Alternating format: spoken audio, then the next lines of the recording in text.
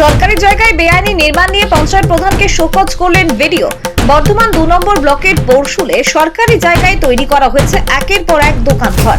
স্থানীয় বাসিন্দাদের পক্ষ থেকে এই বিষয়ে অভিযোগ জমা পড়তেই তড়িঘড়ি কাজ বন্ধের নোটিশ জারি করা হয় ব্লক প্রশাসনের পক্ষ থেকে।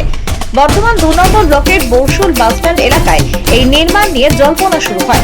সরকারি এলাকায় দোকানঘর নির্মাণ ও টাকার বিনিময়ে দোকানঘর পাইয়ে দেওয়ার অভিযোগ ওঠে স্থানীয় পঞ্চায়েত প্রধানের বিরুদ্ধে। অভিযোগ প্রমাণিত হলে আইনানুগ ব্যবস্থা নেওয়া হবে বলে জানিয়েছিলেন ব্লক আধিকারিক। এরপর শুক্রবার বরশুল 2 নম্বর পঞ্চায়েত প্রধান রমেশ চন্দ্র সরকারকে শোকজ করলেন বর্ধমান 2 নম্বর ব্লক আধিকারিক দিব্যজ্যোতি দাস। প্রশাসনিক স্তরে কিভাবে কি ব্যবস্থা নেওয়ার জায়গা আছে সেটা আমরা পঞ্চায়েত সমিতিগতভাবে যে জায়গাটা আছে সেটা আমরা দেখছি। উৎসবের মরশুম চলছিল, পঞ্চায়েত সমিতি বন্ধ ছিল কিছু, এবং বিগত সময়ে আমাদের আদিবাসী মেলা, জয়জোয়ার মেলা হচ্ছিল, সেই নিয়ে আমরা ব্যস্ততার মধ্যে ছিলাম। হয়তো যদি কোনো রকমভাবে ইলিগালভাবে কেউ কিছু করে থাকে, সেটা পঞ্চায়েতের প্রধান হোক, সেটা পঞ্চায়েত সমিতির সহসভাপতি হোক, সেটা সভাপতি হোক, আপনারা নিশ্চিন্তে থাকতে পারেন। একদমও বিভাগীয় তদন্তের মাধ্যম দিয়ে সেটার সম্পূর্ণ তদন্ত হয়ে তার বিরুদ্ধে ব্যবস্থা নেওয়া হবে, এটা বিডিও সাহেব বলে দিয়ে।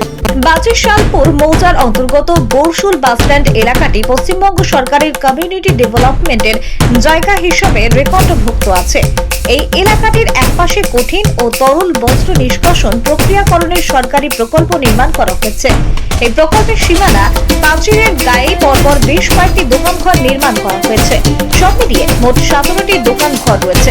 কংক্রিটের পাঁচিল তুলে দোকানঘর তৈরি করার কাজ প্রায় শেষের দিকে, কিন্তু কারা এই দোকানঘর নির্মাণ করছে সে বিষয়ে সরকারি খাতায় কোনো তথ্য নেই। স্থানীয় সূত্রে জানা গিয়েছে, বরশুল পঞ্চায়েতের প্রধান রমেশ চন্দ্র সরকারের তত্ত্বাবধানে এই নির্মাণ কাজ করা হয়।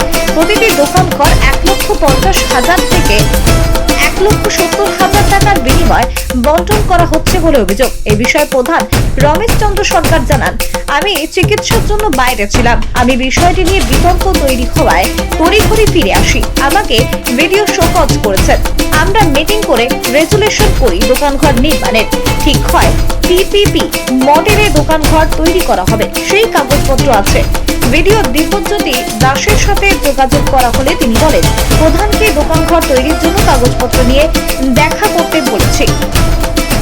আমি বাইরে ছিলাম, তো পঞ্চায়েত থেকে আমাদের কিছু দোকানঘর করার উদ্যোগ নেওয়া হয়েছিল, এবং সেইটা পরিপ্রেক্ষিতে যখন আমি বাইরে ছিলাম জানতে পারি যে এরকম ওইটা নিয়ে একটা ভুল বোঝাবুঝি হচ্ছে আমাদের পঞ্চায়েত সমিতিতে। তো আমি সেখানে তড়িঘড়ি আসি এবং আমাদের যে পেপারস আছে সেই পেপারসটা সাবমিট করি। তারপর উনি শোকজের চিঠি দেন আমাকে, এবং সেই শোকজের চিঠি নিয়ে আমাকে টোটাল যেভাবে যা পেপার দিতে বলেছেন এবং সেই পেপার সাবমিট করতে বলে, এবং আজকেও আমি পেপারগুলো দেখালাম। উনি আরও বলেন যে গুছিয়ে ভালো করে সাবমিট করতে, এটাই আর কি। আপনার কি শোকজ করা হলো পঞ্চায়েতে শোকজ করা হয়েছে, তার চিঠি যথাযথ যা পেপার আমি সে জমা দেবো।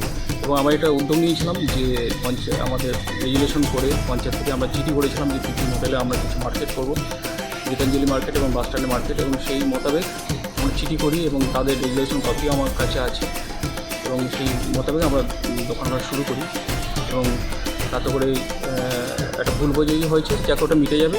আমাদের পেপার যা আছে আমরা সেগুলো সাবমিট করবো।